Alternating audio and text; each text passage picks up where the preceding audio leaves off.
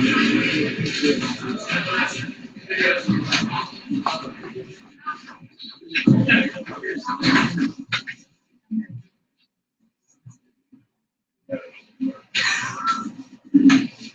I want to thank all of you for being here. We just completed a meeting of the Unified Command Group with an update from the National Weather Service and various state officials.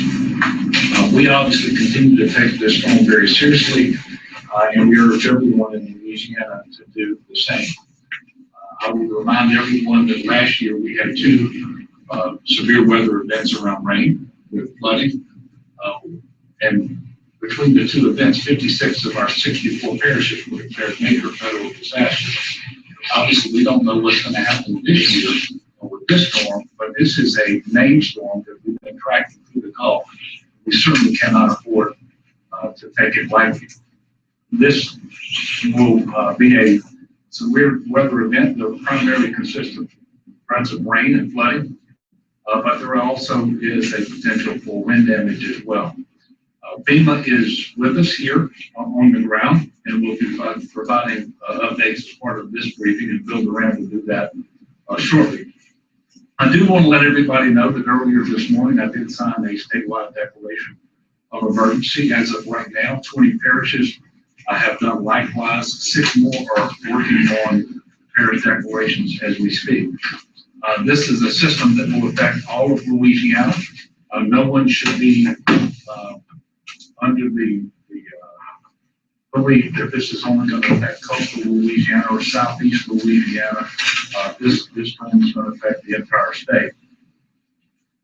And just because you don't see your area in the cone of the storm as it approaches, don't take this lightly. Much of the severe weather will occur to the east and to the northeast of the cone.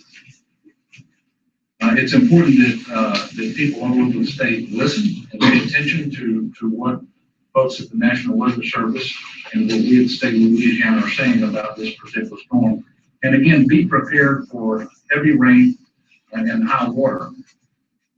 But also, the winds are between 45 and 60 miles per hour. Anytime you have saturated ground and high wind, you have potential for trees to be downed and for power outages as well, all of which can make for hazardous or at least very uncomfortable conditions that could last for quite some time. It's also noteworthy that tomorrow morning in the southwest Louisiana, about the same time as the storm is going to make landfall officially, we're expecting a high tide. And so down in the southwest of Louisiana, pre-dawn, while it's still dark, you can expect that land will be inundated with water 2 to 4 feet above normal for the high tide. That's going to happen a little later in the morning over along Grand Isle, sometime after 9 o'clock tomorrow morning. So we cannot stress enough the importance of avoiding high water. That's for everyone across the state. And I will remind people that last year in those 2 storms, most of the injuries and certainly the deaths occurred when individuals tried to drive across flooded roadways. They couldn't gauge how deep the water was, how fast the current was, and in many cases, the water was not marked with signage saying there was high water.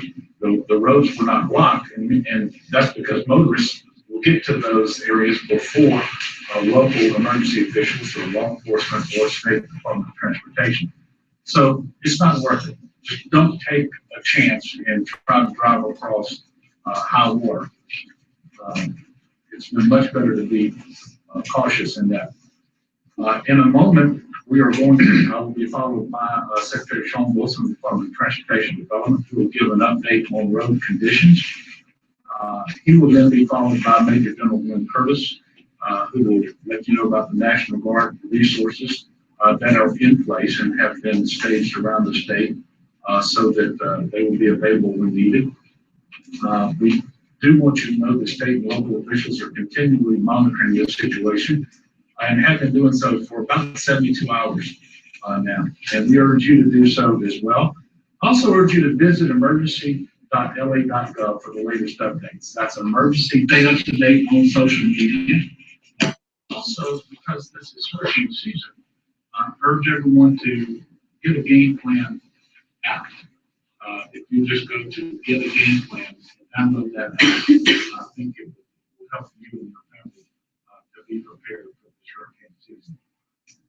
So at this point in time, I'm going to be followed by Sean, then Glenn Curtis, then Bill going from FEMA, and then we'll come back up to questions and answers. Thank you, Governor. Good morning. I was just happy to tell you that the Department of Transportation is on 24-hour watch across the entire southern portion of our state. We have seen a number of road closures already, primarily from tidal impacts. So US 90 in both directions to the Venetian Isle on US 11 has been closed. 1077 has been closed, LA 55 and LA 56. It's important for all of the listeners to be aware that when you may see a bridge closure, it may be close to marine traffic or vehicular traffic. So it's important for you to pay attention to signs and information that's out in public information. The other issue I'd like to share with you is that we have a number of high water signs that we're deploying to different areas where we're going to expect that. So as the governor said, when you get up in the morning, if you're in Southwest Louisiana, you may have some water over the roads and you may see some signs. It's important that you give the state the opportunity to go in and inspect that road for washouts, other implications to the system that might cause damage. 2 to 3 inches can cause you to have to move your car in an unexpected direction. So it's important to not ever drive through standing water.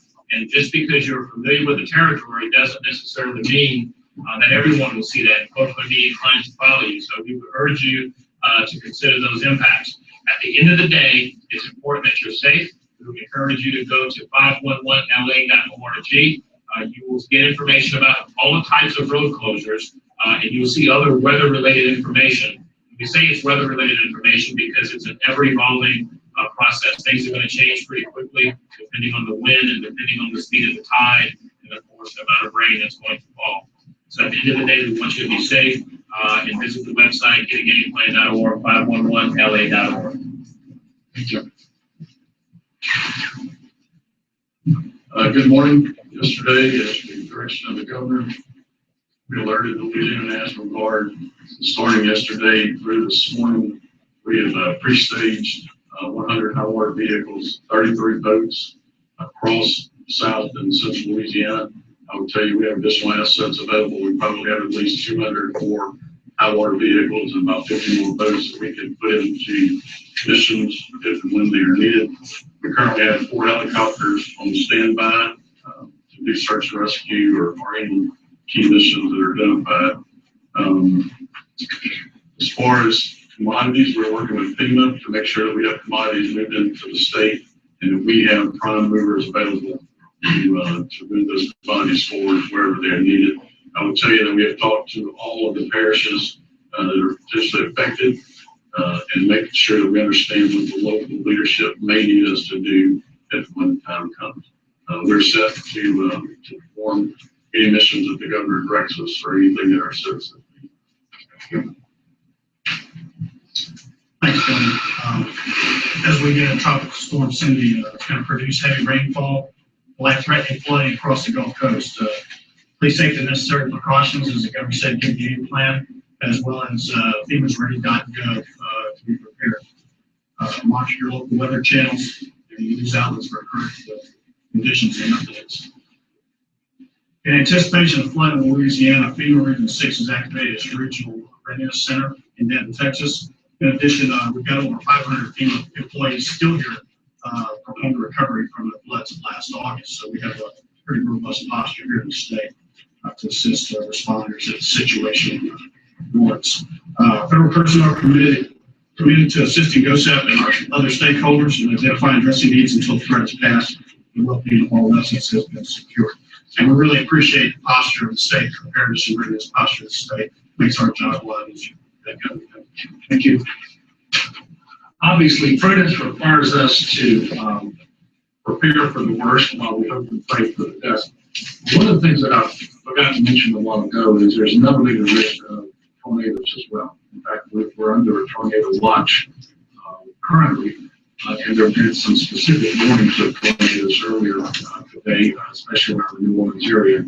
We have not had any tornadoes. that obviously is a reference moving forward. And with that, I would be happy to take questions.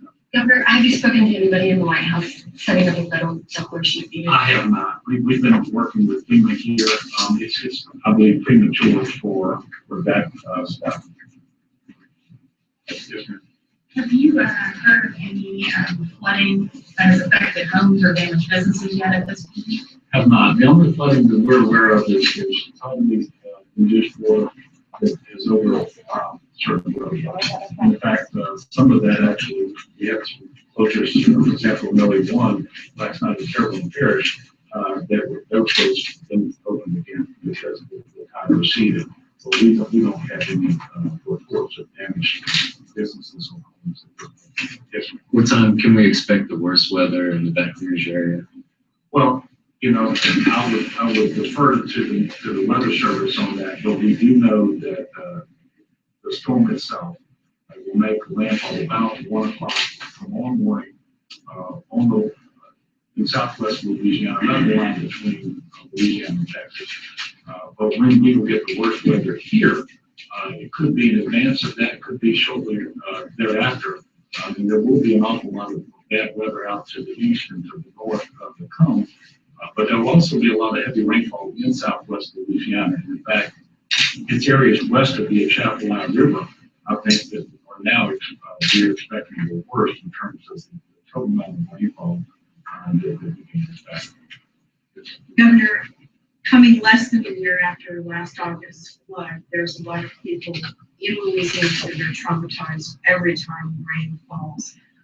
What's being done by DHH and CFS to gear up for the need for counseling with something like this happening and a response when they freak out?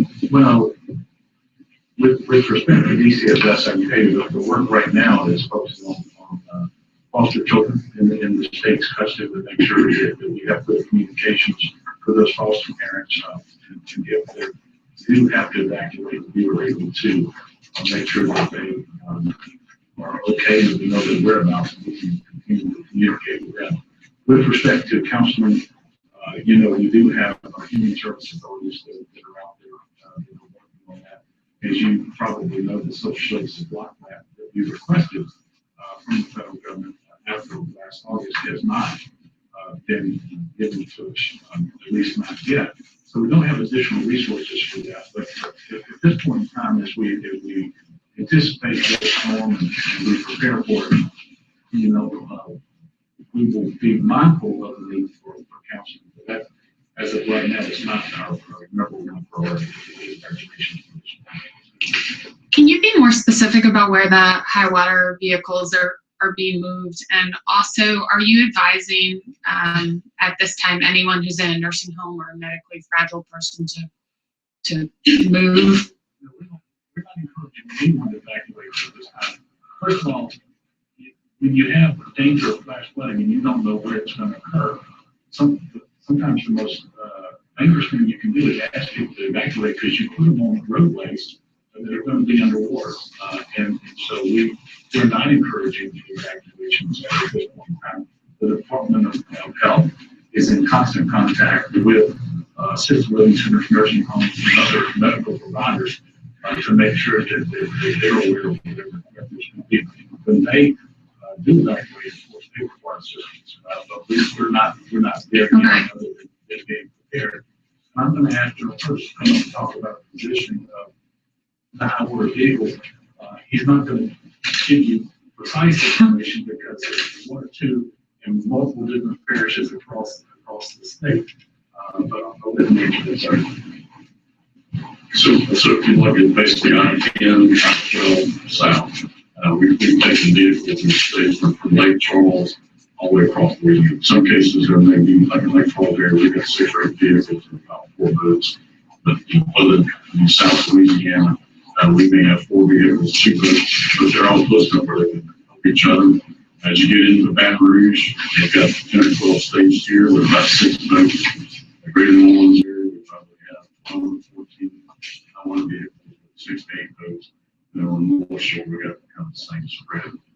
But I will tell you, back in Alexandria, where our main base, so that we have someone who will be able to, we can put into this if we need them. We just want some forward, so when the immediate request comes, we can move quickly. So you can, And General Curtis and I can both remember last year when we actually had high water vehicles operating in all four corners of the state simultaneously. So we're not going to move them all to one part of the state, knowing that we could do them elsewhere. Yes, sir. Following up on there being a long year of lots of these sorts of emergencies, what lessons have been learned from those and how have they been applied in this scenario? Well, for example, with the staging of these assets, we know that we can expect impacts from this storm across almost the entirety of the state. We don't know the degree to which there will be flooding in various areas, and so it would not be smart to reposition all of your assets in one area. And so we've taken that into account. Obviously, the communications are better. And they were really good last year, for example, the parish of Lee East, but we actually have had an additional day preparations this time partly because the National Weather Service started putting out information 24 hours earlier than they would have, and certainly we didn't sit on that. And so the communication flow, I think, has been better. The amount of the quality of information that we've been providing to local officials has been better. And certainly, after every severe weather incident that we have operations here at GOSEP, for example, we do after action reviews, and we try to incorporate all the lessons learned into our plans for the future, and that is very important for us today. Yes, ma'am. Usually when there are storms like this, coastal residents know a lot about what to do, but is there a concern that folks in Shreveport and Lake Louisiana who are in the path of this aren't prepared enough, or that they need to be more vigilant? Well, there's always that concern. I'm concerned about people all over the state because while it's a tropical storm, it's not a hurricane.